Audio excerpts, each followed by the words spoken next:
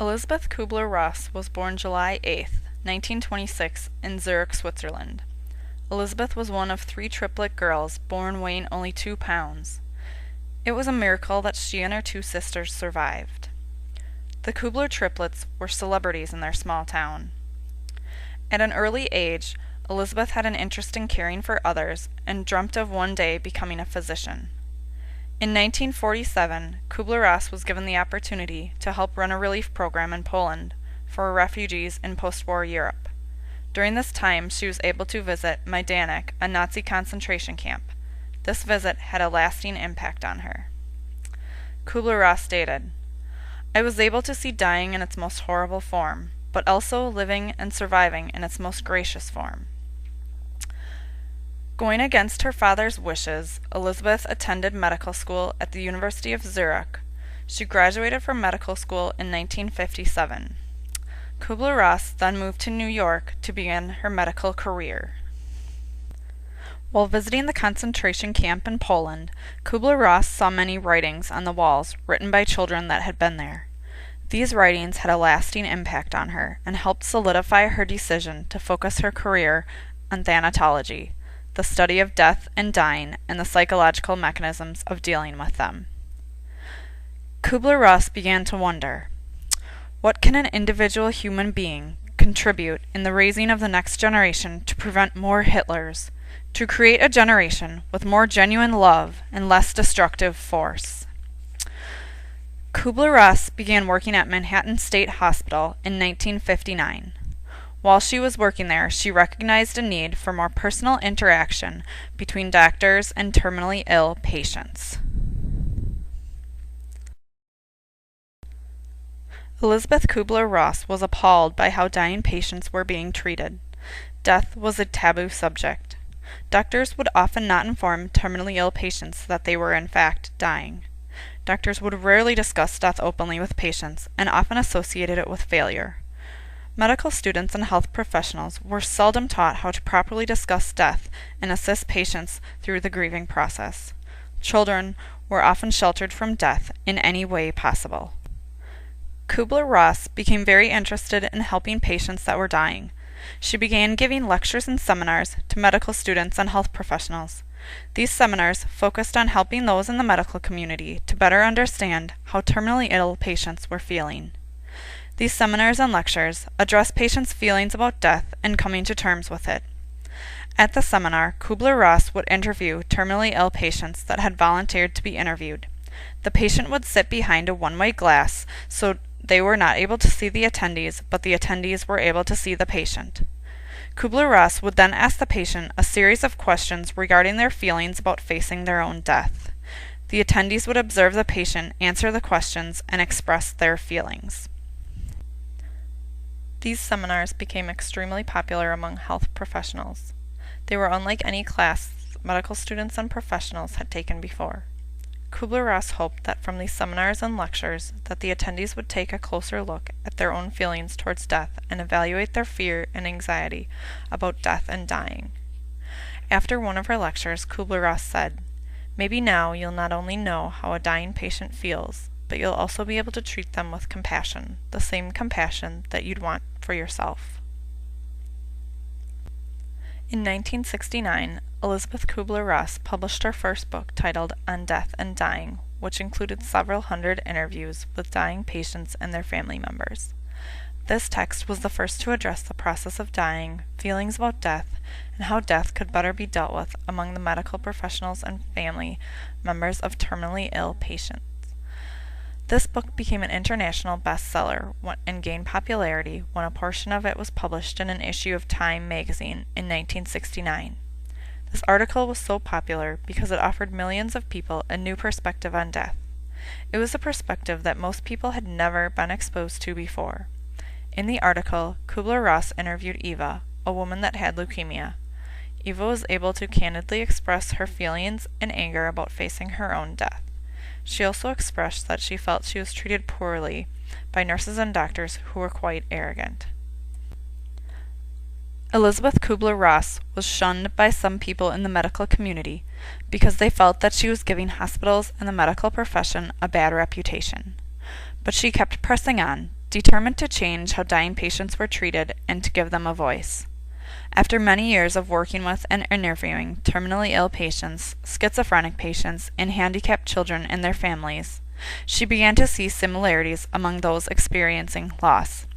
From these similarities, she came up with 5 stages that everyone experiencing grief or loss goes through.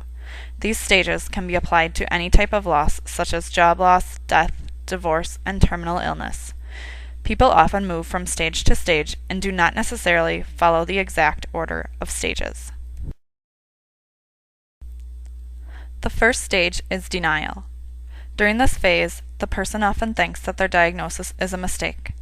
They may go to many different doctors, seeking out a better diagnosis. People in the denial stage are unable to acknowledge the bad news. A person in this stage often thinks, "This cannot be happening to me." Denial is a natural defense and gives the person time to get used to the bad news. The second stage is anger. People that are in the anger stage often ask themselves, "Why me?" Daily activities of a person's life are being interrupted by an illness, and the person is angered by this. Anger is often directed towards caregivers or loved ones. The third stage is bargaining. During this stage, the person hopes for a miraculous recovery. They make promises with God or a higher power in exchange for a cure or more favorable outcome. The fourth stage is depression. People who are in this stage feel hopeless and numb. There are often regrets about things in their life. There is a great sadness about the loss of future hopes and dreams.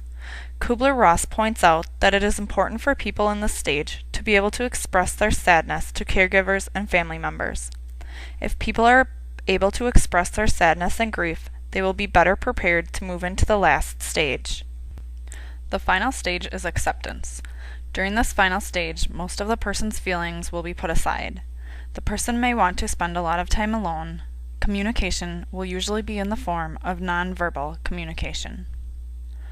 Although hope is not one of the stages, Kubler-Ross noted that hope is present throughout the stages of grief. The type of hope will change throughout the grieving process. The patient will initially hope that there may be a new drug released or a cure may be found. Towards the last stage of the grieving process, the person may hope that their children and family will be okay without them. Once a person has lost their sense of hope, death usually happens quickly. For much of her life, Elizabeth Kubler-Ross was not a religious or spiritual person, but over time she developed a strong sense of religious spirituality. When asked if her views were motivated by religion or a unique philosophy, she responded, "Working with dying patients over many years has made me much more religious than I have ever been. It has also become a philosophy of life, one that I certainly learned from my terminally ill patients." She also developed a strong belief in the afterlife. This belief stemmed from many interviews that she had with patients that were near death or had recovered from near-death experiences. These people described things that were impossible for them to know. One example involved a woman that had been involved in an awful car accident. She was actually pronounced dead, but doctors were able to bring her back to life.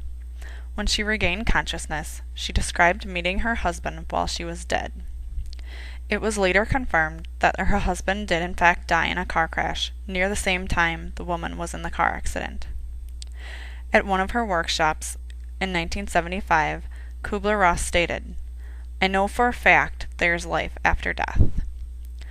She also claimed to have many out-of-body experiences and encounters with spirits.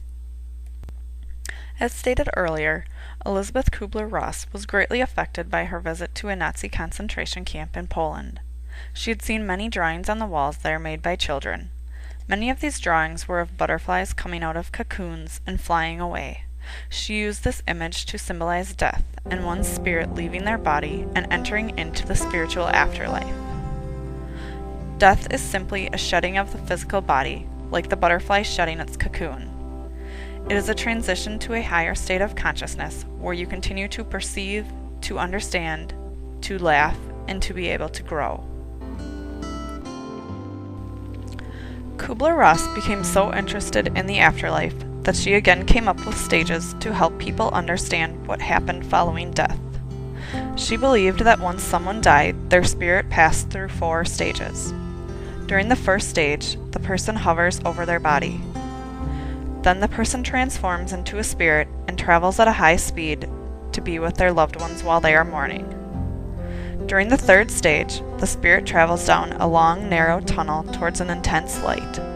The spirit feels a great sense of love and comfort.